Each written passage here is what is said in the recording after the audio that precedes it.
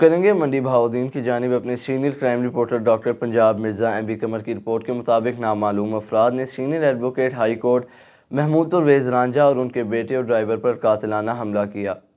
जो कि फालिया की तरफ से सफ़ेद गाड़ी में आ रहे थे। मौजू हमड़ा अड्डा पर पहुंचे ही थे कि नामालूम अफराद ने धावा बोल दिया, जिसके नतीजे में मोहम्मद परवेज़ रांझा एडवोकेट और उनका ड्राइवर दानिश सकना जहलम जख्मों की ताब न लाते हुए वफात पा गए, जबकि उनका बेटा दानियाल महमूद रांझा एडवोकेट शदीद जख्मी हो गए और उसके अलावा 3 राहगीर भी फायरिंग के जद में आकर जख्मी हो गए। District police officer Anwar Saeed Kangra, Malik Adnan DSP Phalia Khalid Mahmood Ranjha, DSP headquarters Mohammad Aamir Shaheen Gondal, DSP भारी नफरी के हमरा बर मौका मौजूद डेड बॉडीज को पोस्टमार्टम के लिए THQ फालिया मुंतकिल किया गया है। जख्मियों को फौरी तौर पर तिब्बी इमदाद के लिए अस्पताल रवाना कर दिया गया।